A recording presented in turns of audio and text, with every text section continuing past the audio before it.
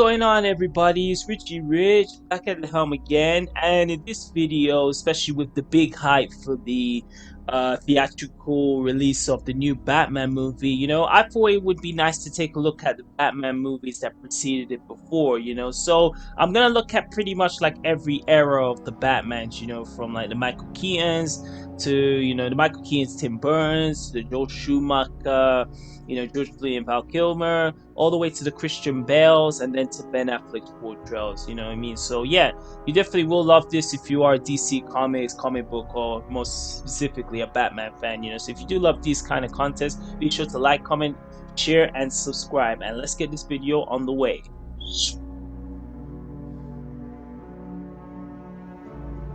All right, man. So yeah, starting off with the 1989 Batman film, to a lot of people who were born in the early 90s, as such as me, Batman, especially Tim Burton's first, the Tim Burton's like 89 film, it meant a lot to people at that time. It's a very impactful film and did influence a whole generation of the Batman that we even see today. People got to keep in mind, prior to this Batman film, a lot of people's Batman was the Adam West 60s, camp TV series, just like hit to the 90s, that like this new dark version of Batman finally came. And it was also going through the comics at that time. You had such influence from The Dark Knight Returns, done by Frank Miller, and a couple of other comic books that came at that time. So this, especially for me, it's always been like kind of my Batman. You know what I mean? When I think of like Batman, immediately Tim Burns Batman comes in. And yeah, let me talk about the cast. It was it was again at this time, the late 80s, Michael Keaton, who had let's say, so he has some mild successful films. He was in Mr. Mom and he was in Night Shift, but he was seen as a comedic actor. And then he worked with Tim Burton a year prior to the 1989 film in Beetlejuice. So when they were actually in talks, like, okay, Michael Keaton is gonna be the Cape Crusader Batman. There was a big backlash of this guy who was a comedian playing the titular role, and honestly, credit goes out to Michael Keaton because he proved all the doubters and naysayers wrong, and he does possibly one of the best and possibly the best portrayals of Batman ever seen. The film's antagonist is Jack Nicholson, aka the Joker. It was a common thing. Around this time. It's very difficult to think anyone else who could have played Joker, but I think Jack Nicholson definitely had the stature, and he was possibly one of Hollywood's first like mega uber stars to carry this film from just a superhero film, but to like this mega that you got to take everyone to come see this once in a lifetime experience. Batman. So what I love so much about the 89 film is that it really captures Gotham City. It does feel like a comic book version of the Gotham City, the atmosphere, how like violent and crime filled Gotham City is. Tim Burton is able to bring this to life. Like, I was just like, man, it's so gothic. And it just suits, the Batman character, and definitely as well, biggest plus positives as well is definitely the score. I mean, like, this is one of the few times where like there's a superhero score that actually fits the character. And Danny Elfman just does an excellent soundtrack, excellent, track to like, the Batman's, character. Debate what people say. I actually did like the inclusion of Prince. I'm a big fan of Prince. His music did suit the time for the 80s. I could possibly see how now, we're in this era, like they people possibly think, some of that music is dated, but I thought like for the time it was great. I think one of the biggest complaints with this movie is, especially with the later Batman films that comes, is they probably wasn't so accurate to the comics depiction of Batman. It's like the film took a lot of liberties. I mean, big ones of like it was Joker that killed Batman's parents. It wasn't Joe Chill. I heard that the reason they actually did that so Batman could have a more connection to get revenge and make like the end battle in the cathedral more climactic. but that's not how it was in the comics. Even similar, like a common one is like Vicky Vale being let into the Batcave. I mean, I would never, even if you've watched like the animated series or any depiction of Batman, like no one would be let into. They say like even with this, Batman kills in this, which is true. But if you go back to the original comics, Batman was created in 1930s. Batman did kill in his first comics. The detective comics, which ran for a number of issues, he did kill. So I know that Tim Burton was trying to focus on that period of Batman, as you can see from some of the designs and the themes in this movie. So that part never really bothered me. It's like as much complaints as this movie gets, comparing it to like these, as I said, these newer ones. The whole idea of Batman killing never bothered me. I think one common like critique they always talk about Tim Burton is it's more style over substance. I would say it's definitely a pretty impressive film to look at. Um, Watching it back, the narrative is not obviously strong, because again, you got to think this was in the 80s. Even the Superman film, in my opinion, the story wasn't as strong. But I just think the incredible visuals and Michael Keaton and Jack Nicholson bringing their A game, it makes it a spectacular movie. And the one thing you've got to say with the 89 film is it influenced a generation of not just Batman films, but superhero movies. It's an important part of cinema, and I honestly, I'm such a fan for the 89 film. Even taking away nostalgia aside and looking at this as an adult, I would give this movie a 4 out of 5. Not a perfect film. It still looks amazing. I think some of the story aspects, if they were to change, this could be like more to which of the impact. The 89 film inspired like a generation of films and also series that came out just because of Tim Burton's first film. So definitely 4 out of 5. It's a solid Batman film. Batman Returns, which came out 3 years after the original, the sequel that really got even like got a lot of backlash. What happened was Tim Burton, like in the early 90s, after he did the Batman, he also did a movie called Edward Scissorhands, and if you have seen Edward Scissorhands, you can see a lot of influence that was brought into this Batman Returns, into the sequel. First of all, like after the success of the first Batman, and he made Warner Brothers so much money, they gave Tim Burton like a lot of creative control. I mean, like that doesn't work for me, brother.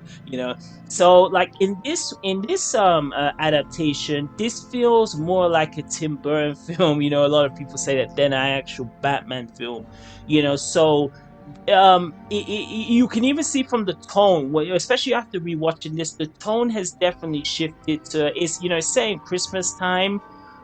He focuses more on the villains, as they will say in the first one. The villains in this movie are now, instead of the Joker, is Penguin. You got Catwoman played by Michelle Pfeiffer, Penguin Danny DeVito, and you got Christopher Walken playing Max Shrek. And it's like, main story is like Batman meeting these characters, for the first time. I will definitely say it is after watching this recently, it is a step down, not such a huge step down after the original one, but it does like have a little questions of like plot. Like a common thing I heard was like the story in this is nowhere near as like it's not like a strong story to merit like a movie. In Batman Returns, it's very difficult to find like what the whole story is about. You know what I mean? Penguin is trying to be mayor. Catwoman's trying to get revenge against her former boss. Max Shrek, and Max Shrek is trying to turn Gotham into this new industrial. He has plans for his business. So it is a very convoluted plot, and I think this was the first of the superhero films that really tried to stock too much into one motion picture. Too much villains, too much characters, and it's like it felt like it just. I think when I do look at Batman Returns, I think the issue is it should have simply been, if I was to recreate, it should have just been Batman, Penguin, and Catwoman. Catwoman should have been just more of that. She's in there and she's not, but it should have been just been Batman versus Penguin. You didn't really need Christopher Walken's character.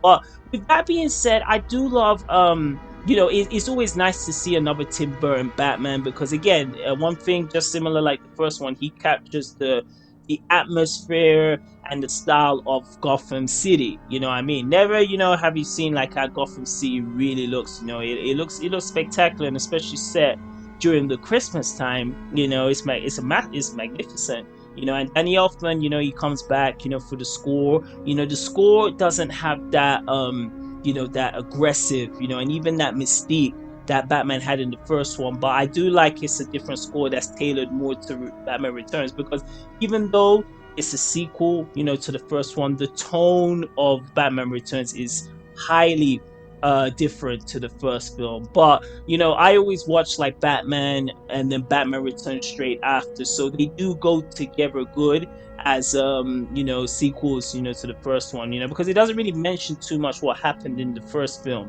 Do you know what I mean? It's not like a complete continuation. It's like that was one story and this is one story. But again, if I had to score this, man, again, with nostalgia aside, I would say Batman Returns is like as I much love the Batman first one, I'd say I put this maybe just a bit lower, like let's say 3.75 out of 5. He was one of the biggest significance of like Tim Burton's Batman films is he influenced the animated series that came out in 1992, done by like Bruce Timm and like the animated directors within Warner Brothers. So the Batman the animated series, which ran for the original run for 3 seasons, 1992 to 95, is widely regarded as one of the best animated series, of all time. You know what I mean? And it's like it's a show that I've seen as much as the first two Tim Burton Batman's films. I pretty much know every episode and also the title cards of that series. And what was so cool was the popularity of this series. It was able to get like a movie, in 1993. In this movie, what I really love is like and what people gotta know is that this was originally meant to be a DVD release. Like it was meant to be just like direct to video, as a lot of animated movies were. But because of like they could see like the amount of attention to detail that was put into it by the directors, that this got a theatrical cinema release. It didn't really do too well in the box office. Again, I think at that time in the 90s they were just so looking forward for the next live action Batman film. So they didn't care because this was made in 1993, so it didn't get as much box office as the two earlier Tim Burton films, but it did very well on DVD sales. So one of the cool things with this film, especially after rewatching it back, is it is possibly the best depiction and story, and it's very faithful to what Batman is. Unlike Tim Burton's Batman, it doesn't kill. In this one, it actually shows the origins of like the reason why Bruce Wayne actually took the mantle of Batman. Do you know what I mean? It was like for his parents, but they actually explain it.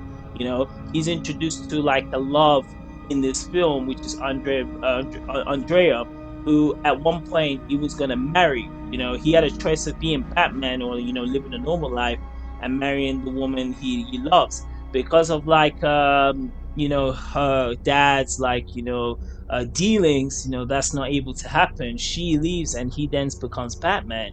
And it's just a magnificent story that talks about like tells about like loss, making choices, dealing with heartbreak and grievances, and the reason what really drives Batman. You know what I mean? It's a role that wasn't really shown too much in the Tim Burton films. Again, it was more stylish. If you see the Tim Burton films, more stylish.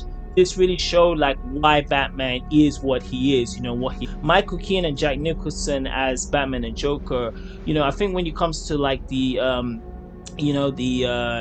main portrayals of these characters, the ones people think it's definitely Kevin Conroy and Mark Hamill.